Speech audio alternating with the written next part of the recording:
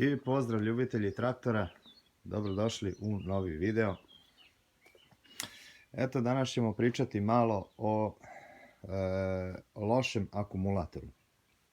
Dakle, svi mi znamo da ovaj akumulator, da ovaj traktor koristi akumulator od 100 amperčasova. Dakle, uvijek stavljate takav akumulator. Akumulator koji mi praktikujemo, to su obično, to jest primenjujemo, ne praktikujemo, to su ovaj Bosch, Varta. Do sada nikada nismo imali problema sa tim akumulatorima, ali što se kaže, imaju i oni neki svoj rok trajanja, dakle dotrajaše i oni, dođe vreme za zamenu. Akumulator propada naročito ukoliko ga držite negde na minusu. Dakle, to je nešto što ubija akumulator. Dakle, obavezno kada dođe zima, dođu minusi, skinete svoj akumulator i unesite ga u neku prostoriju gde je temperatura iznad nule. Dakle, obavezno to uradite i tako ćete produžiti vek svom akumulatoru. Neće mu ta hladnoća izvlačiti struju i neće na taj način da propada. Kako možete da upalite traktor sa lošim akumulatorom? A to je da upalite traktor na gurku, što je jako jednostavno. Također možete i da napunite akumulator pa da upalite auto, a mi to radimo sa ovim starterom. Dakle, možete da ga upalite sa nekim boosterom ili sa ovako jednim jakim starterom koji mi imamo. Dakle, ovaj bager bi upalio, to je uradio moj burazer, on ga je napravio kupujući delove na obližnjem buvljaku na Bubanj potoku. Sklepao je to odlično i to zaista sjajno radi, što ću vam ja sad i u ovom videu pokazati. Ja sam već to i snimao u nekim videima, ali evo snimit ću to i sad.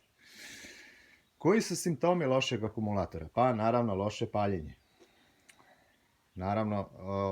Loše paljenje. Evo sad ću ja da vam pokažem. Dakle, daćemo kontakt i slušajte. Dakle, ovaj akumulator je, evo čujete anasir. Slušajte. Dakle, nema snage da ni pokrene anasir koliko je slab. Dakle, nema snage ni da ga pokrene jer je totalno prazan. Dakle, mi smo ovaj akumulator punili već par puta i palio je traktor kada ga napunimo. Međutim, evo u zadnje vreme već 2 puta smo ga punili. On više nema snage ni da okrene jedan put anasir. Sad ovako, nemojte da, ukoliko vam se ovako nešto desi, da odmah mislite da je problem u akumulatoru. Problem može da bude i u alternatoru.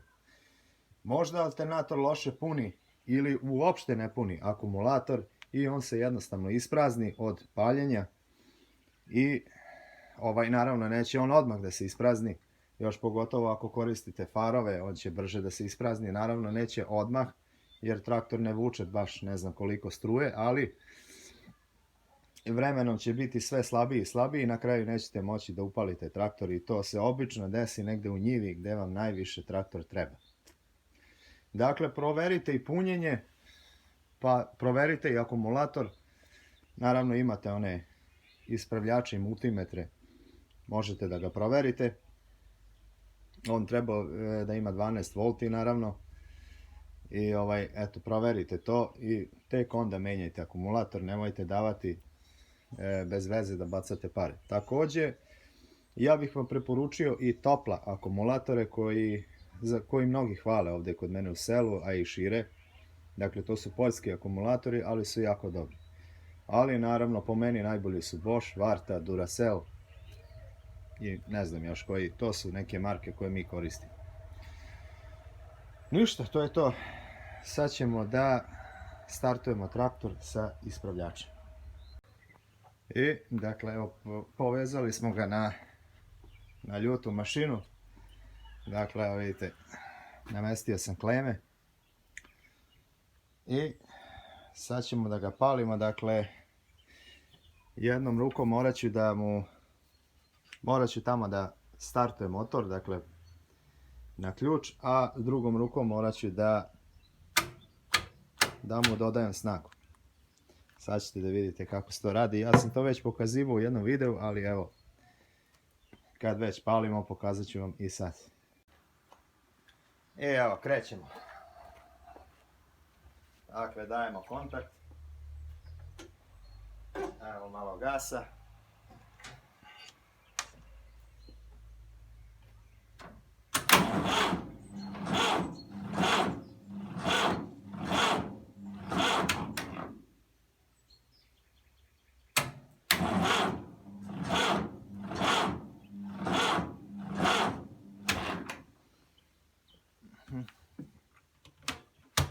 Pojačat ćemo malo starter.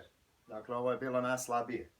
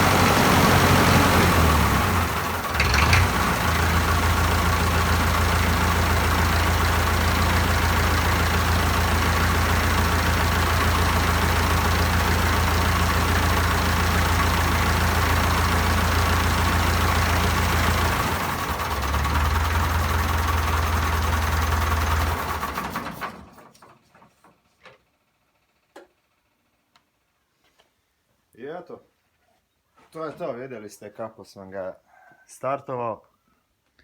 Dakle, ova mašina je jako dobra stvar, jako dobro radi. Dakle, sad ćemo da probamo ponovo da ga upalimo, ali bez startera. Naravno, nema od toga ništa, naravno, akumulator je skroz mrtav. Tako da, ništa od paljenja.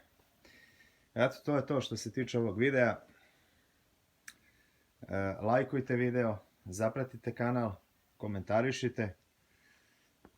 Dajte neku novu ideju u komentarima za neki novi video. Do sljedećeg videa, veliki pozdrav.